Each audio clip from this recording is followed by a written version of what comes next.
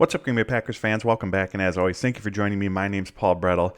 We're going to continue on in our positional preview series here this offseason. We are on to the running backs, but before we dive in, you know the drill. Hit like on the video, hit subscribe on the YouTube channel. I do greatly appreciate it. You can find all my work over at Packers Wire, and you can follow me on Twitter at Paul_Brettel.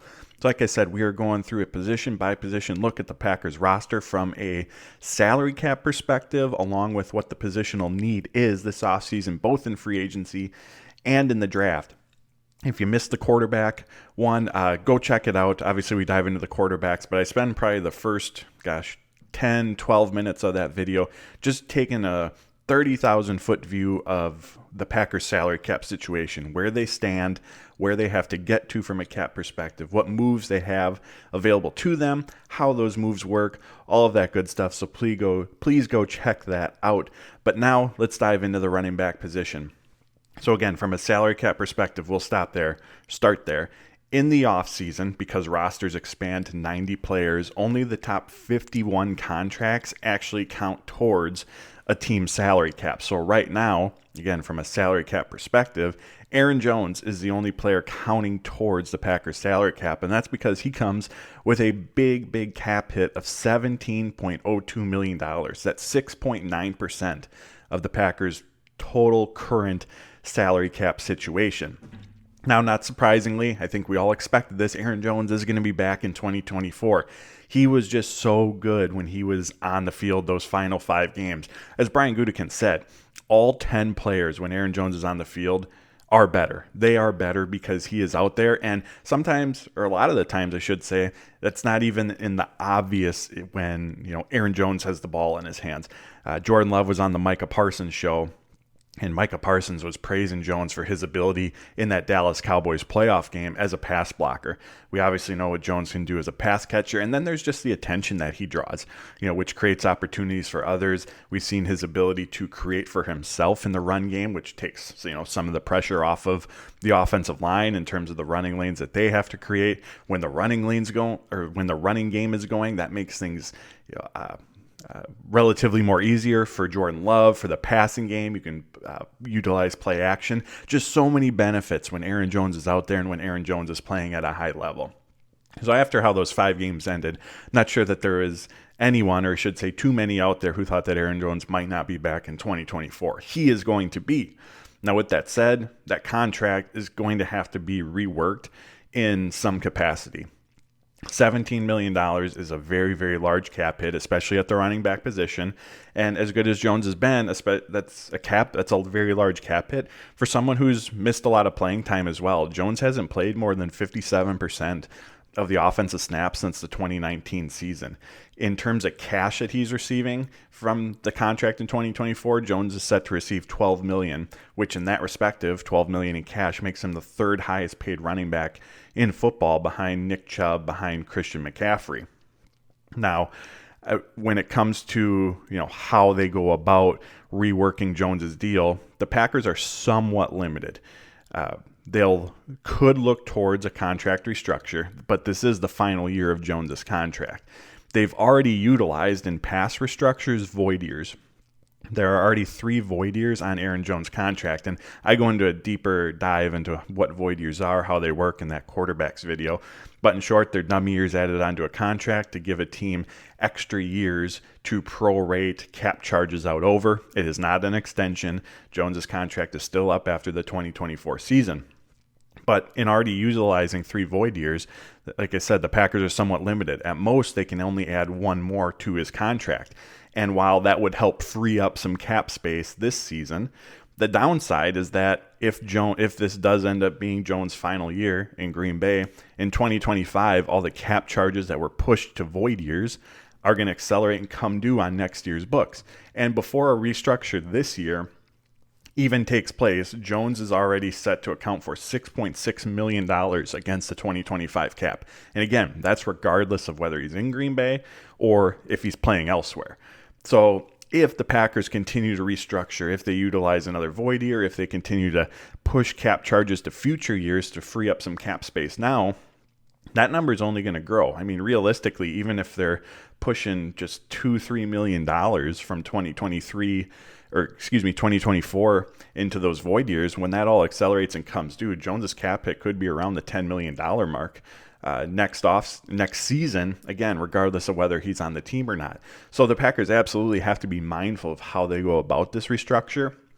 Last offseason, Jones did take a pay cut along with the Packers restructuring. I wouldn't be surprised if the Packers go down that path to some degree again. And Jones still ended up making, I believe, over $11 million in cash last season. And he even said, in terms of payout in a given year, that's the most that he's been paid in his career. Cash-wise, that still had him as one of the highest paid running backs in football, I think top 5 at that point. So there's creative ways that the Packers can go about this where they're mindful of future cap charges, still able to negotiate this year's cap by creating a more cap-friendly situation for them, and of course still paying Aaron Jones what he deserves and the value that he provides to this team. But it certainly feels like in some capacity this contract is going to have to be reworked. Again, a $17 million cap hit at the running back position is a fairly large one. And when it comes to an extension, just given where Jones is at in his career, I'm not sure how willing the Packers are going to be to tie up new year's, new money into that contract. Again, just given how, now 7-8 years into his career, having to already be mindful of his snap count, all of that. So I don't know that an extension's in place. So again, it's going to have to be some form of restructure, perhaps some sort of pay cut in there as well from Aaron Jones. But keep our eyes out for how the Packers go about creating that cap space. It was about this time a year ago when the Packers restructured Aaron Jones' contract originally. We're just about 3 weeks away from free agency opening up, and when the Packers have to be, in a much better cap situation than where they currently are. So moves like this, restructures, extensions potentially, are going to start taking place in the coming weeks. So keep our eyes on Aaron Jones and how all of that plays out. Next up in the running back room, A.J. Dillon. He is an unrestricted free agent, so he is technically not a Green Bay Packer once the new league year starts. I'm doing a series over at Packers Wire. It's called Resign or Let Go and Prediction. I make a case for each of the Packers free agents, why they'll resign them, why they'll let them go, and then ultimately I make my prediction. When it comes to A.J. Dillon, in terms of why would the Green Bay Packers keep him, he's reliable, he's steady, he knows the offense. He's proven to be capable as a pass catcher and a pass blocker, and we know how important those other aspects are to playing the running back position in Matt LaFleur's offense. Go back and watch any of the training camp interviews where LaFleur or even Gutekunst is asked about the running back position, and not just last offseason, but the ones prior. They really, really do emphasize a running back's ability to contribute as a pass blocker, as a pass catcher, and on special teams. Fulfilling that role in this offense goes way beyond just what do you do, how do you perform as a ball carrier. And so A.J. Dillon's steadiness, his reliability, just across the board, and all those responsibilities that come with playing running back in this offense, that's extremely valuable to have, especially for a team that has Super Bowl aspirations. Like I said, that's really, really valuable. However, why would the Packers move on from A.J. Dillon? They need more juice. They need more juice at that running back 2 position. While steady, while reliable, A.J. Dillon has proven to be limited as a ball carrier. There was only so against the Pittsburgh Steelers last year, I think he averaged like 7.8 yards per carry, but of course that was bolstered by a 40-yard run that he had. Outside of that performance, an outlier, the most yards per carry he had in a game last season was 4.4. For the season, he averages 3.4 yards per rush, and during his best stretch of football, an 8-game stretch from the middle portion of the season right up until his injury, Dillon only had 5 carries of 10 or more yards in that stretch, and that ranked towards the bottom of the NFL in terms of just overall quantity during that span. He just, not like, as we all know, not everyone has the ability to create for themselves like Aaron Jones does, but A.J. Dillon really, really needs the offensive line to open things up for him, and if they don't, the opportunities that are there are going to be limited. And so with Jones, the Packers being mindful of his health, of course, being mindful of his snap count. When he's not on the field, they need some additional big play ability in the backfield. And so I think ultimately the Packers end up searching for that from a different running back who isn't A.J. Dillon. I think A.J. Dillon, like I said, referencing that article series I just mentioned, my prediction is that A.J. Dillon is going to sign elsewhere. Of course, the wild card in this is his affinity for the city of Green Bay, this affinity for Door County. You do wonder if he's willing to take a more team-friendly deal, we'll say. Is there mutual interest from the Packers to bring him back? I think that's absolutely in play if Dillon were willing to go that route. But also, we got to be mindful of what A.J. Dillon's situation is. This is his first time entering his free agency. This is his opportunity to go out and get the longest term deal that he can for the most money that he can as he tries to maximize his earning potential in his NFL career. So for him, that should be a priority as well.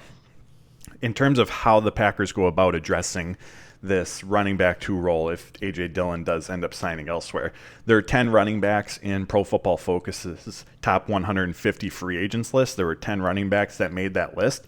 And the prudent move financially and just given the running back position, the running back market, is probably for the Packers to address this need in the draft, and they'll have the opportunity to. You get to the back end of day 2, early day 3 of the draft, there should be a lot of good running back options in this year's class for the Green Bay Packers to choose from to be able to add that juice that I mentioned that they should be looking for in that second running back role. And this need that they have is not just for the 2024 season, but this goes beyond. Again, this is the final year of Aaron Jones' contract. We don't know what his future is with the team in 2025 and beyond that, of course. So who they look for, who they add, is someone that may start off as running back 2, maybe even running back 3, but should be someone that they feel can turn into a lead back for this Packers team in the future. And again, when you're looking at free agency versus the draft, it's another reason why the draft makes more sense, because you can get that rookie deal, you can get that younger player, that higher upside player with a more longer term vision in mind, which again needs to be front of mind for the Packers as how they navigate the running back position this offseason versus attacking it in free agency, which is going to come with a more short-term approach, most likely, to the position. Now, having said that, we talked about in the first video how the Packers are going to have some salary cap flexibility this offseason, especially in comparison to what the 2023 offseason was like. And something just to be mindful of, while I explained why I think approaching the running back position via the draft is the more prudent move for Green Bay. Last summer, just before the season kicked off, there were those reports when Jonathan Taylor's future with the Indianapolis Colts was uncertain, that the Packers were making that call, that they were reaching out to kind of see what it would cost trade-wise to get Jonathan Taylor to Green Bay.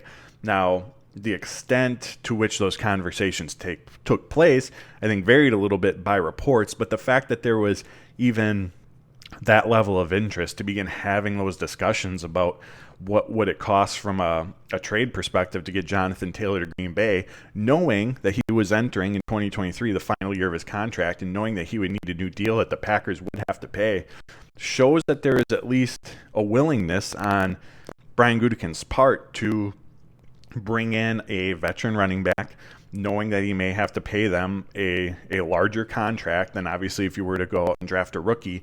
So that's the one reason why I don't completely just write off the free agency route. Because again, they showed that there is a willingness to bring in that type of player, a veteran, a proven veteran, a high-end veteran who is in need of a new contract, and that they were at least willing to have the conversation around, all right, how would we fit this player into our offense? How would we, fit that contract on the books? All of that stuff. So that's the one reason why I wouldn't completely write off free agency. But again, I think tackling this need in the draft is the route that the Packers ultimately end up going. Last couple items on the running back room. Emmanuel Wilson. He is an exclusive rights free agent. While that term has the word free agent in it, Emmanuel Wilson isn't able to negotiate with other teams. Essentially what an exclusive rights free agent is, it's based on your tenure. If you have fewer than 3 years of accrued NFL years, you are an exclusive rights free agent, which means that you can't negotiate with another team, like I mentioned, and all the Packers have to do is offer Emmanuel Wilson a league minimum contract, and he has to accept. The only way that Wilson could end up as an unrestricted free agent is if the Packers didn't offer him a deal, at which point he would be released. He would go to the normal free agent pool, able to sign wherever for whatever he chooses. But that's not going to happen. The Packers are absolutely going to have Emmanuel Wilson back. And when I talked about that running back 2 role earlier, he's obviously someone who's going to compete for that this summer. He's not going to be handed to him, but he's going to have to go and earn it. But he's someone who is going to compete for those snaps, for those opportunities in the game. And when I talked about bringing more burst, more juice to that running back 2 role, in the small sample size that we saw from Wilson, he has that ability to bring that to this Packers offense. Showed really good juice where he has to continue to improve, and this is the case with, if the Packers bring in a rookie in this year's draft, or even 2 of them, for example, this is probably areas where they're going to have to improve upon as well. But I talked about it earlier: special teams ability, pass protection abilities, pass catching. Those are really, really important areas in the Matt LaFleur offense, and where running backs have to be proficient. And going through training camp last year, going through the early portion of the season, when Matt LaFleur was asked about Emmanuel Wilson, he continually referenced that those are the areas where he has to get more consistent. So in terms of Wilson competing for that second running back role, if he's battling with another rookie, for example, he may have the leg up. One, just a year in the NFL, knowing what that day-to-day grind is like, knowing the Matt LaFleur offense, having a year in that system, but also his ability and what he's learned in those aspects of the game as well. Though they're going to be, as the summer unfolds and we're watching the preseason games, you're getting the training camp reports and hearing how the running backs are performing. Make sure you're paying particular protection. How does he hold up in pass protection? What is he doing as a pass catcher? How many special team snaps is he seeing with the starters? Because that stuff absolutely matters. But Emmanuel Wilson will be back, just has to go through the technicalities of being an exclusive rights free agent. I absolutely believe he'll have the opportunity to earn that running back 2 role this summer, unless the Packers go out and make some noise in free agency. But I've already shared my thoughts there. Lastly, the only other running back, along with Aaron Jones, on the roster at the moment is Ellis Merriweather. Spent most of the 2023 season on the Packers practice squad. And so, again, depth is absolutely needed at this position, not just for going into the regular season, not just trying to find running back 2, but they need bodies to get through the training camp practices, through the preseason games over the course of the summer, So absolutely expect the Packers to address this need in the draft for sure, and potentially free agency as well for the reasons already mentioned. So there you have it, my friends. There's our outlook on the Green Bay Packers running back position. As always, I appreciate you tuning in. Hit like on the video, hit subscribe on the YouTube channel. I greatly appreciate it. You can follow me on Twitter at Paul_Brettel, and you can find all my work over at Packers Wire. So until next time, friends, take care, stay safe, and as always, go Pack Go.